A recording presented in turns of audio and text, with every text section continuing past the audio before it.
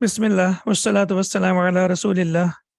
Rabbi shrah li sadri wa yassir li amri wahlul uqdatan min lisani yafqahu qawli. Rabbi yassir wa la tu'assir wa tammim bil khair. Today's lesson, inshallah, is very, very important lesson.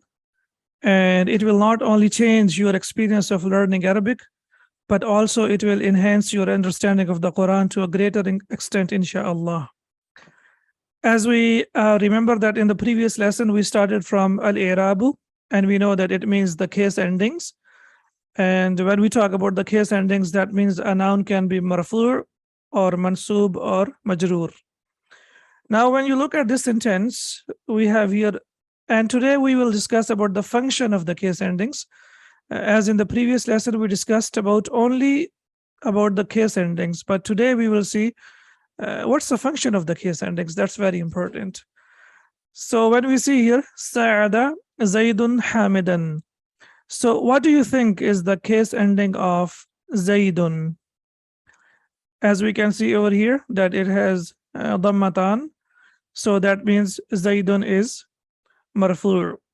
And when we talk about Hamidan, as we know, it has Fathatan. So that means it is mansubun. Excellent. So when we say Sa'ada Zaidun Hamidan, and now, until now, we only know the status of Zaidun, and we know that Zaidun is marfu, and we know the status of Hamidan, and we know that Hamidan is mansub. But maybe we are not sure about the meaning. But once we look at the meaning, now we can see over here that Zaid helped Hamid. So, and when we look at the English sentence, we can see that Zaid is basically the subject, the doer of the action, and Hamid is the receiver of the action. So now, as we can see over here, when the noun is marfu', it is the doer of the action, and when noun is mansub, it is the receiver of the action, and it is restricted to the sentence that starts with a verb. We call this verbal sentence. And now we see here, Zaidun is the doer of the action, and Hamidan, as we can see over here, is the receiver of the action. And how do we know that? As of now, we know that Zaidun is marfu because it has Dhammatan, and Hamidan is mansub because it has Fathatan. Now, if we look at this sentence, it looks like similar kind of sentence, but now, do you see any difference over here? Now we can see it says Sa'ada Hamidun Zaidan. Now the position of Hamid and Zaid has changed, and the i'rab of Hamid and Zaid has also changed. So now we can see that Hamid is marfu over here, excellent, and Zaid is mansub over here. And when we look at the translation, it says Hamid helped Zaid. Excellent, perfect, yeah. So now we see that the case ending tells us that Hamid is the doer of the action and Zaidan is the receiver of the action. If you remember, we discussed about the meaning of i'rab, and we said that the change in the status of the noun without the change in the meaning is called i'rab. Yes, so the meaning does not change. Hamid remains Hamid and Zaid remains Zaid. But what happens? The case ending tells us that Hamid is the doer and Zaid is the receiver of the action. So basically, case endings dictate and they tell us who is the doer of the action and who is the receiver of the action. Saada, can it be Saada Hamidan Zaidun? Yes, that's possible. Excellent. It's a very good question. Yeah, it's possible that the receiver of the action, as we call that object or maf'ul bihi, it can come before the doer of the action. It can come, there is a possibility. But then, inshallah, we will see in detail, like we have a verse of the Quran, إِنَّمَا يَخْشَى اللَّهَ مِنْ عِبَادِهِ الْعُلَمَاءُ.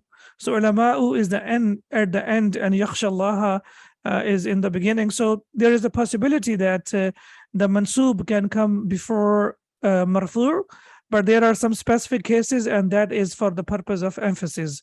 And inshallah, we will get into that into detail when we start the analysis of the Quran and the analysis of the books. So I hope, inshallah, Nasara is helped, but Nasara is used for a bigger help.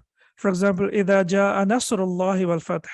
So Nasrun is a help that is on a greater scale, on a bigger scale.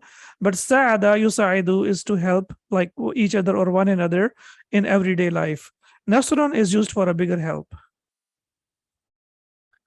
So now we can see that Hamid is the doer of the action and Zaidan is the receiver of the action. So inshallah, now I can see that that function of the case ending is very, very important. And now we are able to relate, like, why do we need to know the case endings of the nouns? Now the third one, so we have discussed about marfu, mansub, and now as we know, the third one is majroor, which is basically which comes with kasra or kasratan. So majroor is really, really very, very easy to understand.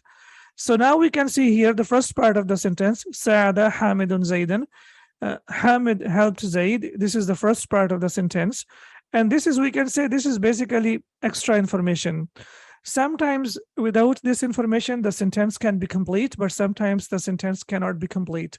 So as we know that fi is basically, it's a preposition, and the prepositions are very, very important. For example, if you say, I live, and then you say the name of the country. For example, if you say, I live Saudi Arabia, so the sentence is not complete. It doesn't make sense. But when you say, I live in Saudi Arabia, or I live in Pakistan, or I live in like Hind or any other country, and then you will see that fi changes the meaning and it tells us, and the sentence is complete. So basically, the prepositions are used to complete the sentences or to give the complete meaning of the sentences.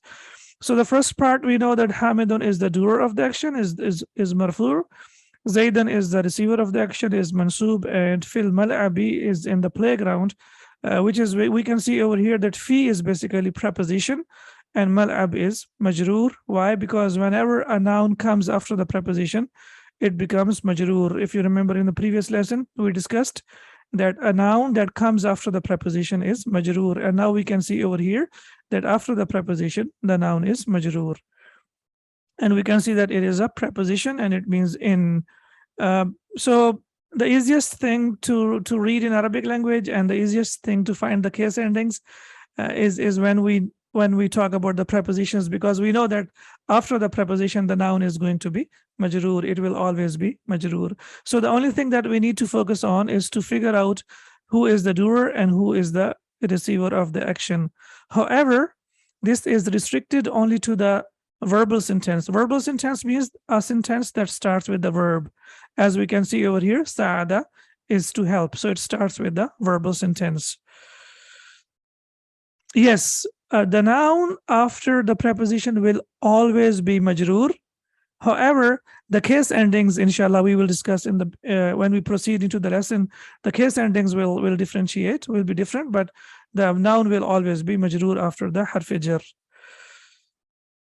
It's jumlatun fi'liyatun, exactly, because it starts with a verb. Yes, inshallah, we will discuss about types of sentences in the next lesson. So today I would like you to focus only on the case endings and the function of the case endings. Excellent, alhamdulillah.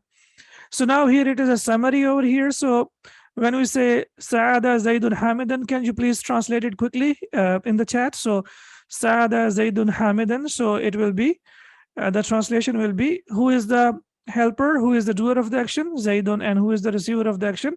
That is Hamidan. So it will be Zaid helped Hamid. But when we look at the second sentence, it will be Sa'ada Hamidun Zaidan.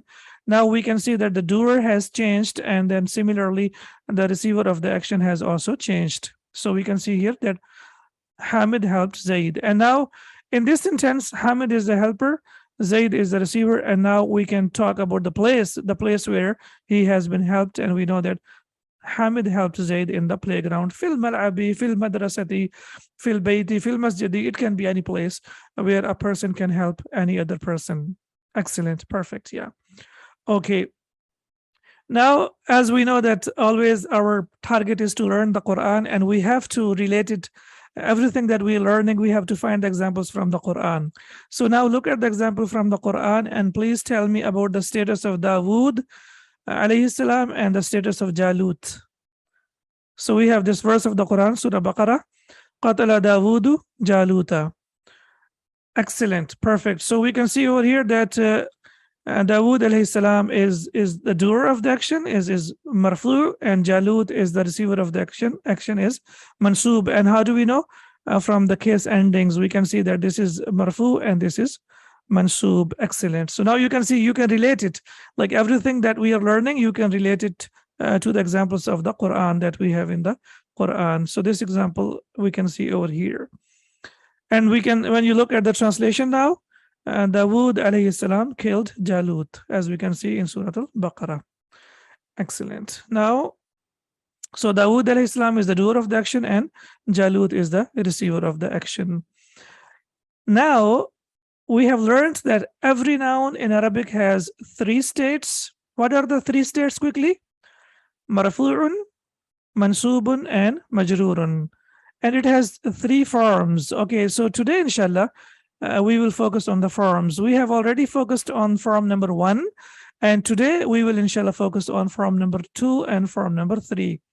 So 3 states, as we have seen, marfu, mansub, and majroor, and 3 forms. Form number 1 is called flexible nouns. In Arabic, it's called munsarifun. Flexible nouns, what does that mean? These nouns have 3 forms in 3 states. So what are the 3 states? We have marfu'un, mansubun, and majrurun. And so they have 3 forms in how many states? In 3 states. Okay, so we can see over here that Muslimun, here it is marfu, and it has a different state. It has dhamma. Musliman is mansubun, and we know that we have to add alif. So here it has a different state. It has fatha. And Muslimin is here. It has a different state and it has kasra, as we can see over here. So Muslimun, Musliman, Muslimin, it has 3 forms in 3 states. Form number 1, dhamma. Form number 2, fatha. And form number 3, kasra. Or you can call it dhammatan, fathatan, and kasratan if you feel comfortable. Then we have al-mu'annathu. So we have again 3 states: marfu, muslimatun, mansub, muslimatan, and majroor, muslimatin. And for your information, so that you don't forget it, when we have ta marbuta, extra alif is not added to that. That's a mistake. We cannot add extra alif to ta marbuta, only to a noun that does not end with ta marbuta. We add alif to that. So muslimatun is here it is marfu with dhamma or dhammatan. Here it is mansub with fatha or fathatan, and here it is majroor with kasra or kasratan. So here 3 forms and 3 states. So what do we call them? We call them munsarif, and for your comfort, I have translated it as flexible nouns. So they are flexible. They can be changed as mansub, majroor, and mansub. Excellent. Now, before we move on to the next 2 forms, let's have an introduction to the prepositions. Like, what are prepositions? As we discussed, it's very important to know about the prepositions, because we have seen that the doer is marfu and the receiver of the action is mansub, and after the preposition the noun is majroor. So we need to know some of the prepositions so that we can move on. So what do we call them? We call them al-huruf al-jarru. Jar. Okay, so the meaning of al-jarru is to drag, as we discussed in the beginning of the lesson, in the previous lesson. In grammatical context, these particles means these huruf al-jar. So you know that in the beginning we learned about the huruf. Those are construction letters. They are used to make words, but these are huruf, but we call them particles because they have their own meaning. Change a noun from nominal case marfu'un to genitive case majrurun. So what they do, they say, okay, you are marfu, fine, but I have got some power. So that's why we call them amil, that I have got some power.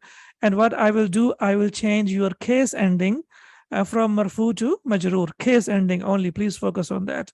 So lafz al-jalala, Allahu, but when we have a preposition before that, li, then the case ending of lafz al-jalala changes into kasra and it becomes lillahi. And we have in the beginning of Surah Al-Fatiha, Alhamdulillahi Rabbil Alameen. So we can see over here that the original case was marfu, it was nominal, but harf jar came, li, and what did it do?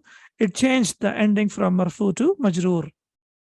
Similarly, we have al-Qur'anu. We can see that it is marfu And when we have harf jar before it, fi, and then what happened? The ending changed from anu into ani fil Qur'ani. So now we can see over here it has changed into fil Qur'ani. Four prepositions we can see over here, very common prepositions. There are total 17 prepositions in Arabic language, and 11 of them have been used in the Quran. And from 11, inshallah, you can see that four of them we are going to learn by today. So bi means with, or it means in. So as we start with ta'awuz and tasmiyah, so we say a'udhu billahi minash shaitanir rajim, bismillahi. So you can see that after ba, lafz al-jalala becomes majroor, as we can see over here. Okay, and then we have li. Li means for, as we have seen over here. Lillahi, so alhamdulillahi, praise is for Allah subhanahu wa ta'ala. Ila means to, ila, and ala is with ain, it means on. So these four prepositions, please memorize them, write them down. They are very common and they are used a lot in the Quran. Be is the most commonly used preposition in the Arabic language. So these prepositions are very, very common. So inshallah, now you know that after the preposition, the noun becomes majroor. And the reason why we need to know that, we know that marfu, a noun is the doer of the action, mansub is the receiver of the action, and after the preposition, the noun becomes majroor. So this was a brief introduction to the prepositions, al-huruf al-jar in Arabic, where we have learned about bi, li, ila, and ala. And also we have learned about the first three states and the first three forms of the noun. And inshallah, when we move on to the next lesson, we will discuss about the next two forms of the noun, where the noun will be ghair munsarif, which is partially flexible, and the noun will be fixed, which is mabniyun. سبحانك اللهم وبحمدك أشهد أن لا إله إلا أنت أستغفرك وأتوب إليك. السلام عليكم ورحمة الله وبركاته.